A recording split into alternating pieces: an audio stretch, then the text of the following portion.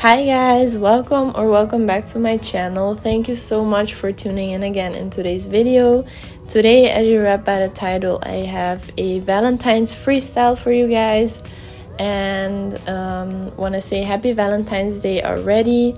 Enjoy it. If you have a Valentine or not, it doesn't matter, you know.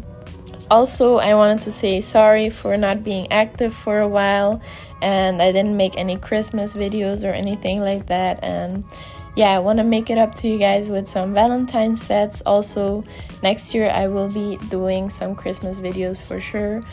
And also, I want to welcome all of my new subscribers. I see all of you, and I want to say thank you for subscribing. It really helps me a lot, and yeah, it makes me happy. So let's get straight into the video and enjoy today's video. So to start off with the design, I took some M102 and M101 from Not Polish and Cake from Mia Secret, and I created this marble look with it. And the M102 is the purpley color, and then the middle one is the M101, and the cake is the light pink one. I didn't end up using the one all the way to the right, so you guys don't get confused with that. So yeah, what I do is I just place a bead of the darker color on top of the nail, and then I put the lighter color in the middle or just around it, and then just kind of swirl them around. And you can also pick up both colors at the same time, but I like to do it like this. And you have to make sure that you don't swirl the beads around too much, because that will you won't really see the swirls anymore if you do it too much. Also, I feel like these two colors are like really similar, or these three colors actually, they are really similar to each other, so the swirls didn't really pop as much as I wanted them to. But if you use like different colors, or like white with a color or something like that, you will really see the swirls more than with like similar colors like this. And to do this, you really want the beads to be a little more wet than usual, because or else they will not really move as you want them to. But also not too liquid, of course, because then they will just keep running to the side. But you still have to make sure to pat the sides and maintain the shape of the nail tip, so you don't have to file as much later on.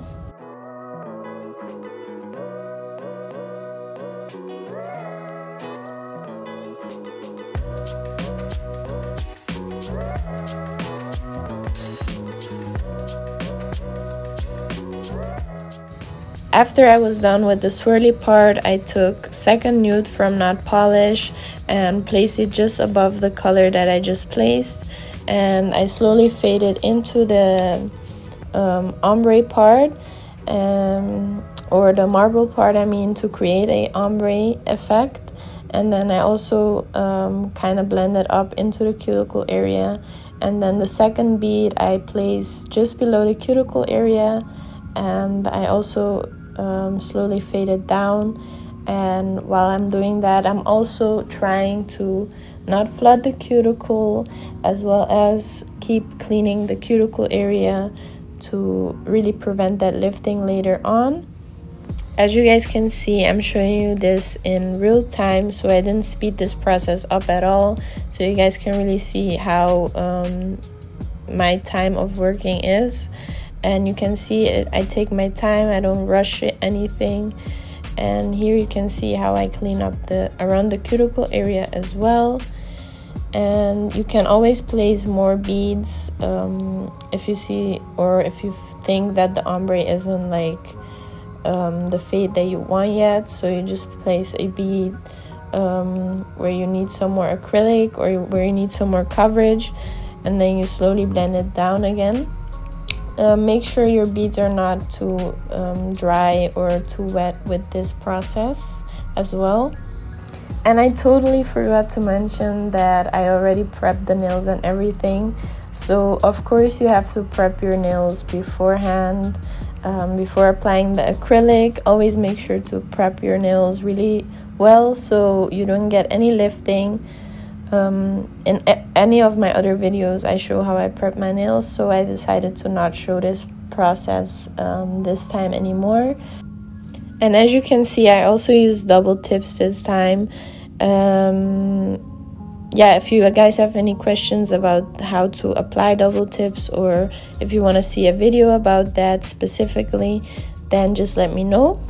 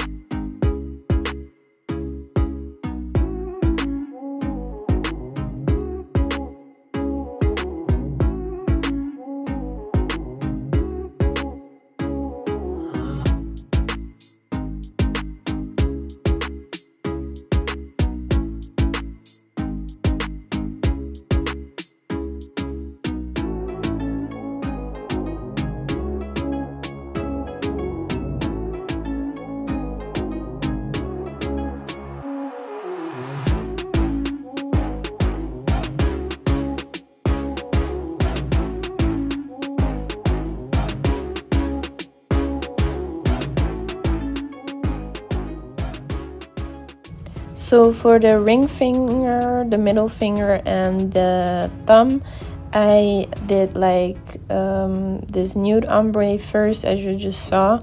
So I just picked up a nude bead and I placed it just like the other ones and faded it down into the tip. And now you can see me place some of these cute hearts. They're just I don't remember where I got these hearts from actually. I think like a local nail supply store, so I can't really link anything, so I'm sorry about that, but I'll try to find some online. If I do find some, I will link them down below. So all I do is I pick them up with a bead of clear acrylic, and then I place them on the bottom of the tip and I kind of blend them up to create kind of a ombre effect with the hearts as well. And yeah, I just kind of experimented with some different colors as well. And then I decided to place 3 of the hearts with a different colors in a row on the bottom of the tips as well.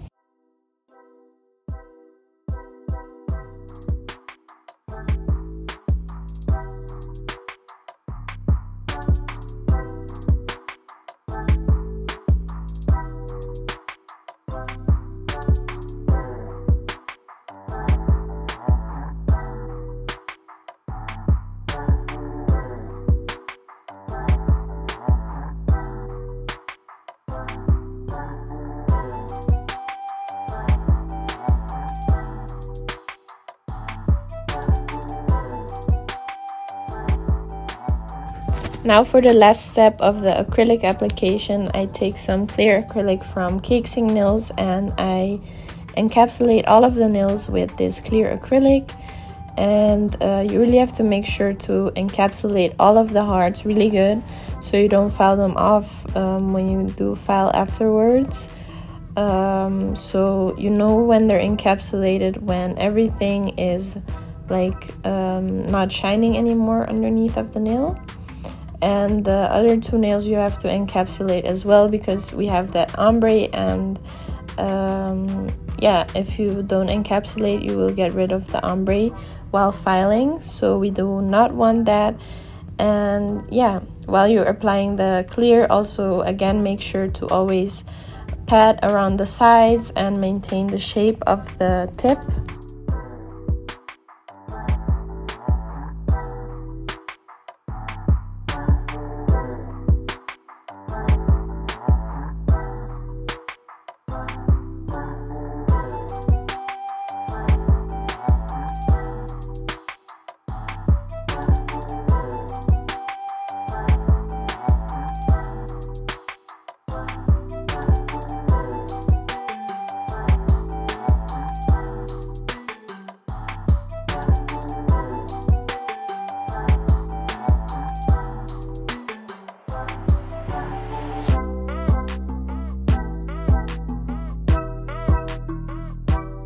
Now for the filing and shaping, I just do my usual routine that I always do. I take my e-file with a medium grit bit, and I just go around the sidewalls, at the front edge, at the free edge, and on top of the nail if I see bulkiness.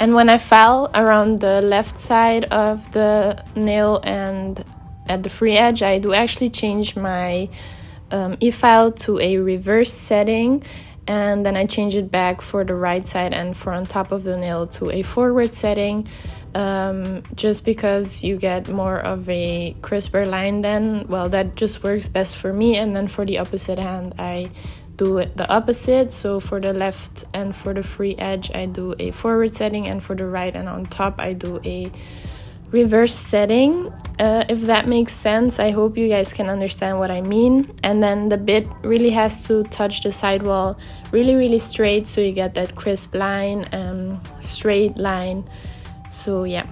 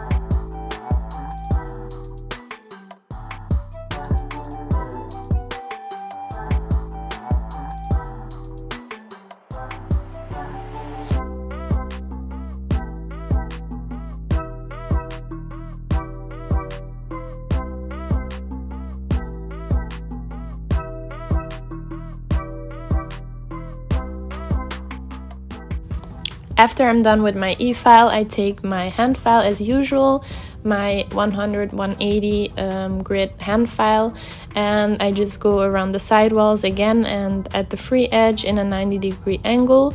And at the sidewalls, you want to really make sure to align with the nail bed if you want to get this tapered square shape that I have right here.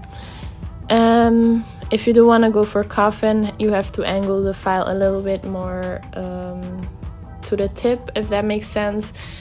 I do have a shaping video, but in the video I don't really explain as much the angles of the file that you have to do to achieve a certain shape.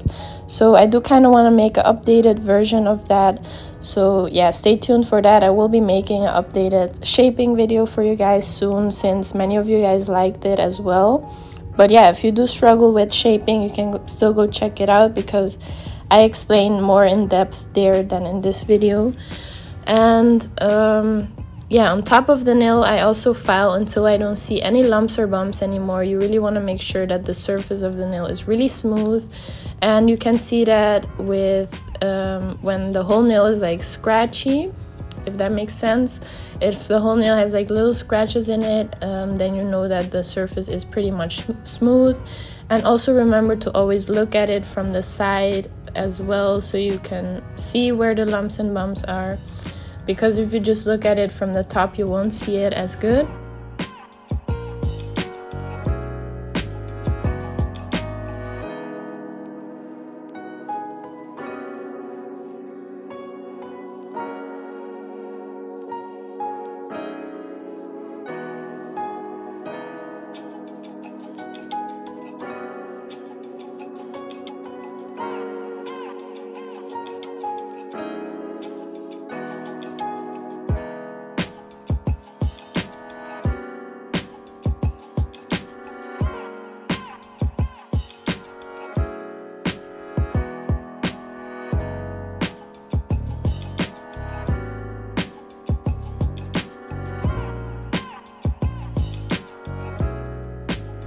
After I'm all satisfied with the shape and everything of my nails, I go in with a sanding band, or you can do it with the hand file as well if you like that.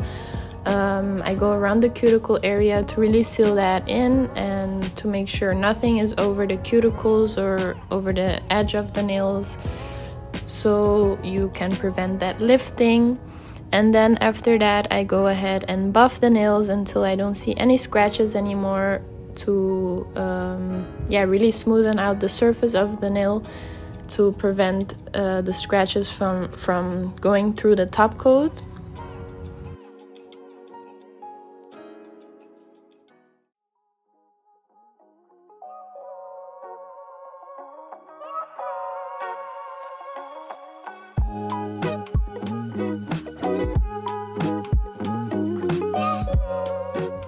After you're done with all your filing, you have to make sure to really dust off your nails really good, or you can also let your clients wash their hands if you like that. That's also a really good option, because then you really get rid of all those dust particles. And yeah, I like to get rid of the dust on my working area as well, because especially when you go in with the top coat, you can get like those little dust particles on top of your nails, and it's really annoying when you're like almost done and then you see like all kinds of particles everywhere on top of the nails. I'm sure most of you guys know the struggle. But yeah, now you can see me just applying some rhinestones. I get these all of Amazon, and I apply them just with normal nail glue, and I pick them up with this wax pencil. So I decided to do like a bigger hard stone on the index finger, and then I just kind of did some freestyling with the rest of the normal rhinestones.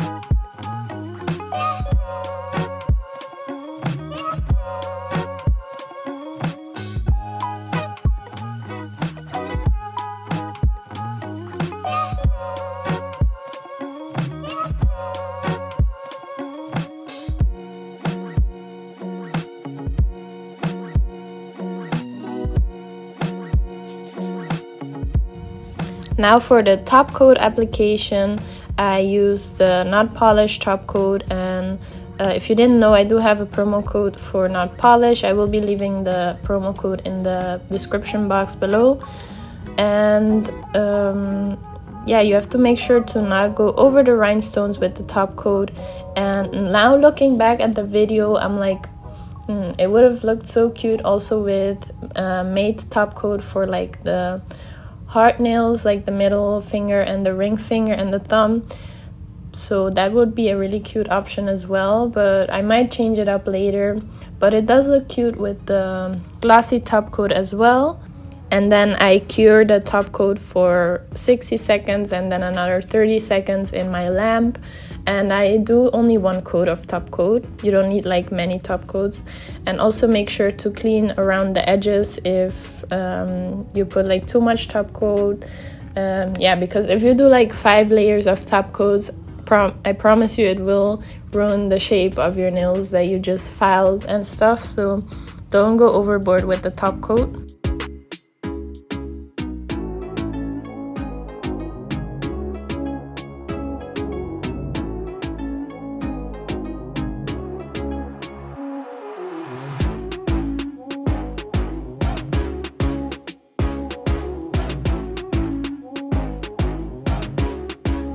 And then last but not least, I hydrate my cuticles with some cuticle oil to really get that finished look. And yeah, we're already at the end of the video again. Thank you so much for watching today's video. And yesterday I realized that my YouTube channel is 1 year old yesterday. So yeah, I'm really happy about that. Time flies so fast. I feel like I started like a week ago or something like that. So I want to say thank you for everyone that has been subscribed and that has been showing love on all of my videos, and also thank you for everyone that subscribed recently, like I said in the beginning of the video. And make sure to like the video if you like this video. Make sure to subscribe if you haven't already, and I'll see you soon in my next video. Bye.